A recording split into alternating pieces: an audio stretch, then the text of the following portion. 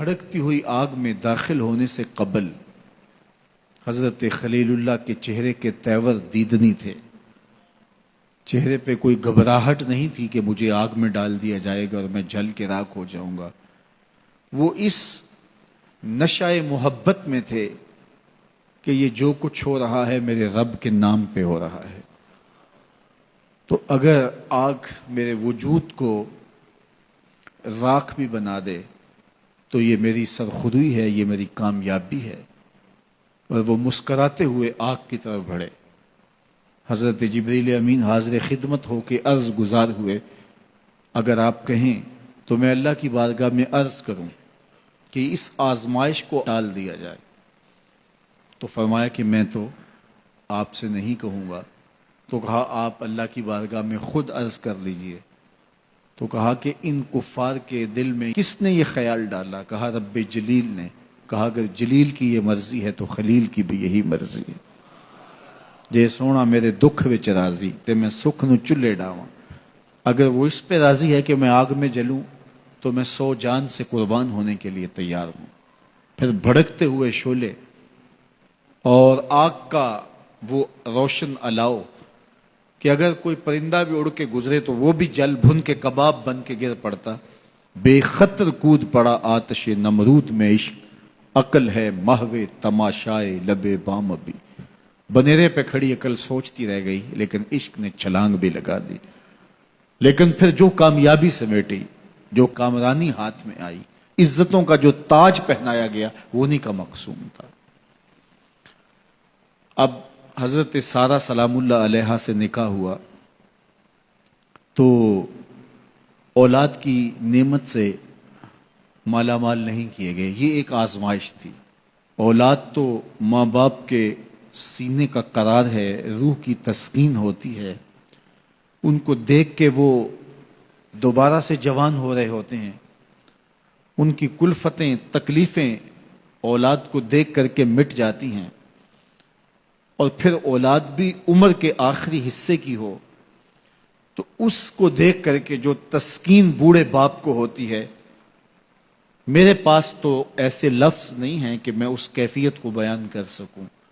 اب حضرت خلیل اللہ اس عالم میں ایک بیٹے سے نوازے جاتے ہیں، نام اسماعیل رکھتے ہیں اور اس کو دیکھ دیکھ کے جیتے ہیں.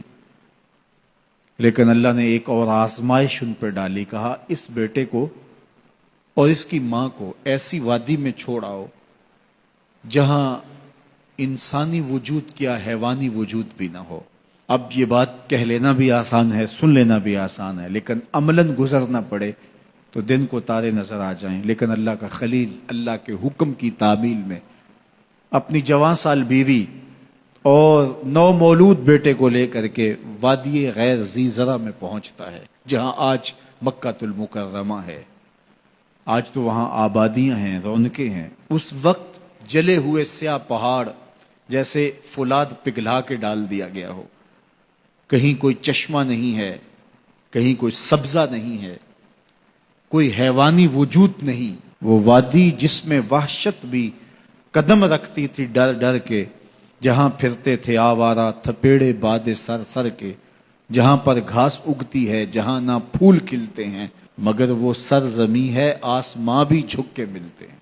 2 نفوس پر مشتمل قافلہ اس وادی میں ٹھہرانے کے لیے حضرت خلیل اللہ پہنچتے ہیں. رات گزری. حضرت ابراہیم علیہ السلام نے سحر کے وقت اٹھ کے دعا مانگی اور اس مقدس قافلے کو اللہ کے سپرد کیا اور واپس پلٹنے لگے تو وفا شیار بیوی نے آگے بڑھ کے دامن تھاما اور کہا میرے شوہر نامدار، اس وادی بے آب و گیا میں ہمیں تنہا چھوڑ کے کہاں جا رہے ہیں؟ اب کیا جواب دیتے؟ خاموش رہے. تھوڑی دیر کے بعد پھر قدم اٹھنے لگے تو زوجہ کا ہاتھ بڑھا اور دامن پکڑ لیا. اس وادی غیر ذی زرع میں، بے آب و گیا وادی میں، جہاں انسانی وجود کیا حیوانی وجود بھی نہیں پایا جا رہا، اپنے نو نہال بیٹے کو اور مجھے چھوڑ کے کہاں جا رہے ہیں؟ حضرت خلیل نے کوئی جواب نہیں دیا. تھوڑی دیر بعد پھر قدم اٹھنے لگے تو پھر دامن پکڑا. حضرت خلیل کوئی جواب نہیں دیتے. تو حضرت حاجرہ نے پوچھا کیا یہ رب کا حکم تو نہیں؟ قال نعم، کہا ہاں یہ رب کا حکم ہی ہے۔ تو حضرت حاجرہ نے ہاتھ چھوڑ دیا، کہا پھر خیر سے جائیے، اگر اس کا حکم ہے تو وہ ہمیں ضائع نہیں ہونے دے گا۔ نونہال بچہ گود میں ہے، مختصر سا توشہ پاس ہے، شوہر رخصت ہو رہا ہے، اس وادی میں جہاں سوائے سیاہ پتھروں کی اور کچھ دکھائی نہیں دیتا، وہاں اپنے نونہال بیٹے کو اور بیوی کو چھوڑ کے واپس پلٹے۔ حضرت حاجرہ وہاں رک گئی، تسلیم و رضا کی پیکر بن کے۔ اللہ کی بندی نے وہیں بستر بچھا لیا، وہیں مصلی رکھ لیا اور اسی خاک پہ سجدے کرنے لگی۔ اللہ اکبر۔ توشہ 1-2 دن کے بعد ختم ہو گیا، ماں کی چھاتی سے دودھ بھی خشک ہونے لگا۔ نونہال دودھ سے تڑپا تو ماں کے کلیجے کو ہاتھ پڑا، بیٹے کے لیے پانی کی تلاش میں نکلی، ایک پتھر کی اوٹ میں فرزند کو لٹایا اور خود جبل صفا پہ گئیں اور اطراف میں دیکھا کہ کہیں کوئی پرندے اڑتے دکھائی دیں اور اس نشان پہ پہنچوں اور کچھ پانی اپنے بیٹے کے لیے لے کر آؤں، لیکن چاروں طرف نظر گھمائی اور دیکھا کہ کہیں کوئی آثار دکھائی نہیں دے رہے۔ وہاں سے پھر مروہ کی جانب آئیں، راستے میں نشیبی جگہ تھی جہاں اپنے منمونے بیٹے کا چہرہ دکھائی نہیں دے رہا تھا، بھاگ کر کے گزری۔ پھر کوہ مروہ پہ پہنچتی ہیں اور اطراف میں دیکھا، چاروں طرف نظر گھمائی کہ کہیں کوئی پرندے اڑتے دکھائی دیں اور میں اس نشان پہ پہنچ کے بیٹے کے لیے پانی لے کر آؤں، اس کے کام و دہن میں کچھ قطرے ٹپکاؤں تاکہ زندگی کی حرارت باقی رہے، لیکن وہاں بھی دیکھا کچھ نظر نہیں آیا۔ صفا پہ دیکھ لیا تھا، مروہ پہ بھی دیکھ لیا، مایوس ہو کے کھڑی ہو جاتی، لیکن ممتا کی بے چینیاں، ممتا کا اضطراب، ممتا کا التہاب، اس کا پیچ و تاب اس کو رکنے نہیں دیتا۔ ماں پلٹ کے پھر صفا پہ آتی ہے اور نظر گھما کر کے دیکھتی ہے کہ کوئی آثار دکھائی دیں، لیکن کچھ نظر نہیں آتا، تو پھر ماں دوبارہ پلٹ کے مروہ پہ جاتی، نشیبی جگہ سے دوڑ کے ماں گزرتی ہے۔